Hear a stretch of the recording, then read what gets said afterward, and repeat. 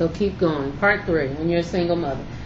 When you're a single mother, it is really, really hard. You have so many different obstacles coming at you. Like, if you were the way that I am or that I was, you were going to school, and, you know, I only had one child, so God bless the women that have 3 and 4, because I really don't know how they do it. But it takes a lot, because you give a lot of yourself, and you give a lot to your child, and your child comes first. So sometimes you kind of lose yourself in that, and it's kind of hard to pick up on that. And that's just something I did want to do.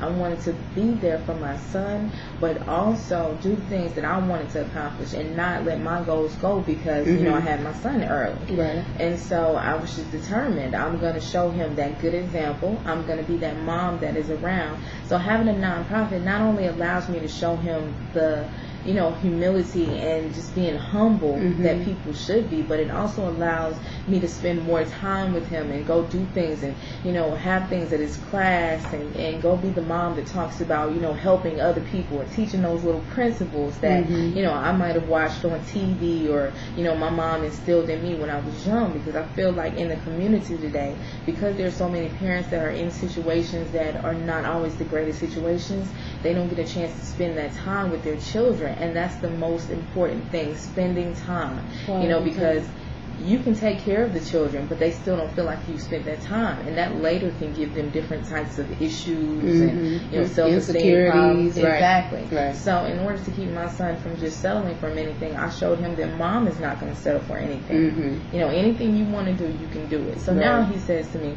when I go out to feed the homeless, he's like, Mom, you're going out to help the people that don't have houses? Right. Or we go to the store, and he said, well, Mom, you know, I'm not going to get that one because, you know, that one is too much, and we got to help the people that don't have anything to eat. And that makes me feel good. Good. Okay, so when you attended the 20 Ways to Diversify, your fundraising strategy workshop, that was probably a few months ago, you told me that then you were generating a couple $1,000s a month. So have you maintained those levels of fundraising? We've maintained around 2,000 to 2,100. I am still trying to increase that, I'm going to be honest with you. Absolutely. Sometimes it's hard to keep that income stable, as with any business, because even though this is a nonprofit, it's still a business. Right. And with a profit generating business. Yes.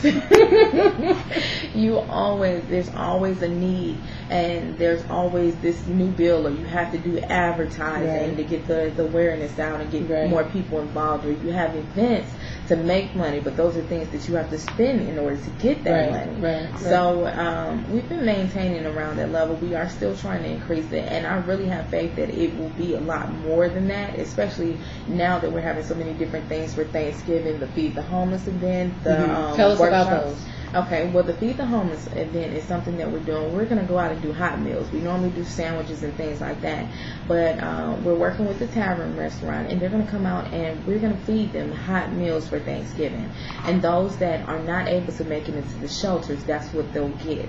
So we have a location that we're going to go and set out in a parking lot, and it sounds crazy. It's a parking lot of a liquor store, but that's where a lot of homeless people are. They're normally around places where they can get the substances that they're looking for. So we're going to go out and set up and talk to them and feed them and clothe them and everything that we can possibly do.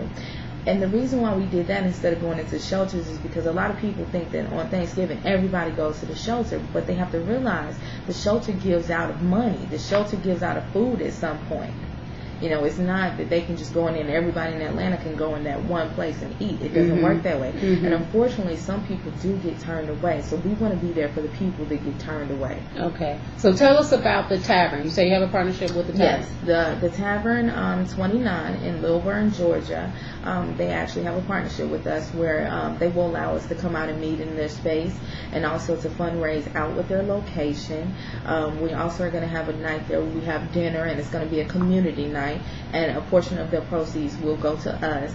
And they've been generous enough to come out and work with us on the Feed the Homeless and help us do the hot meals. They're sending some of their staff to volunteer? Yes. So that is fabulous. We're really excited about that. I'm really, really ecstatic about that, because that is just great, just to be able to get corporations and get companies and restaurants that come out and do some of the legwork. Because normally you hear about, well, we had a partner and they're a silent partner. They give you, you know, the money to do it. But to get, you know, a restaurant that Manpower. to really come out there and get involved and stand out there and talk to people. I think that's just awesome. Okay, so tell us about some of your other partnerships. Okay, we have a partnership with Stokes Travel Agency, and it's actually Cruise Planners Express Planning now, but they're a travel agency, and every month they do recurring donations. They come out and they present, or they may have someone that'll come out, one of their associates or travel agents that'll help us present or go to the festival and do events. So they do a lot of volunteering with us, and with any nonprofit you need a lot of volunteers. You need to be able to manage those volunteers. That is something that is vital, because with a nonprofit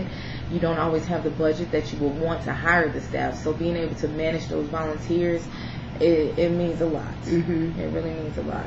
Okay, good. So the travel agency, they go out with you when you're out talking to people, fundraising? They do. Yeah, Okay. They go to some of the events, like they were at the Douglasville Festival with us, even though it What rained. did you do at the Douglas Festival? We pitched a tent out there, and we sat down and we just kind of gave out our information and talked to people about what we were doing and the pre-workshops that was in the county. And we signed people up for our email list, because a lot of people think you always have to get donations.